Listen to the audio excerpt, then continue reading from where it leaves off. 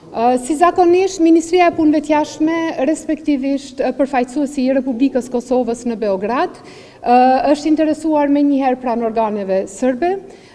për të konstatuar a janë të vërteta lajmet. Kemi informuar edhe në Kosovë, edhe në Beograd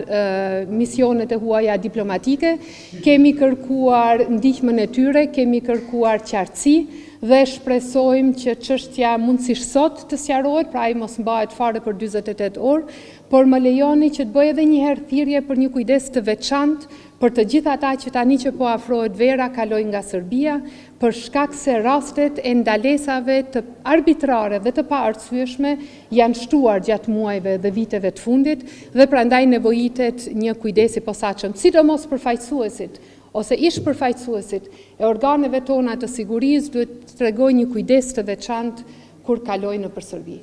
Shkelja çdo 48 orë e vendimit të gjykatës kushtetuese, e cila thotë që deputetët duhet të marrin pjesë në votim, nuk është në rregull. Në këto ditë kur fjala unitet është e përsëritur dhe e stërpërsëritur, më lejoni t'ju them që ne kemi nevojë për unitet për shtet, jo për unitet për pushtet. Dhe uniteti për shtet demonstrohet duke konstituuar kuvendin. Jam e bindur që vota e fshehtë është instrumenti më demokratik në shoqëri demokratike. LDK-ja,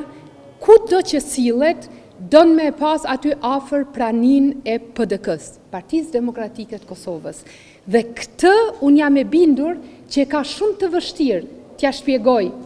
votuesit të saj tradicional dhe prandaj ndron fjalori nga tranzicioni në unitet pas 4-5 ditësh ka për të ndëruar përsëri, mirë po kjo nuk e fsheh dot të vërtetën që LDK-ja bën qeveri vetëm me PDK-n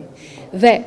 e harron faktin që qeverit e vazhdueshme, koalicionet e vazhdueshme me PDK-n e kanë sjell LDK-n që për herë të përsëritur të jetë partia e tretë në vend. Nëse LDK-ja dëshiron të formojë qeveri, duhet i fitojë zgjedhjet, nuk ka recetë tjetër. 42% e qytetarëve kanë votuar lëvizjen vetëvendosje, Partinë Guxo dhe Alternativën si fituese të këtyre zgjedhjeve dhe ky është një fakt që nuk mund të ndryshohet. Ne shumicën qeveritare mendojmë që e kemi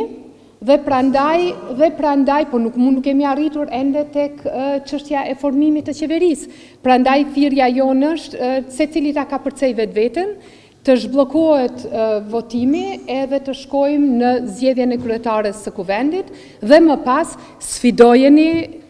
koalicionin e tashëm qeverisës, a do të jemi në gjendje të formojmë qeveri apo jo.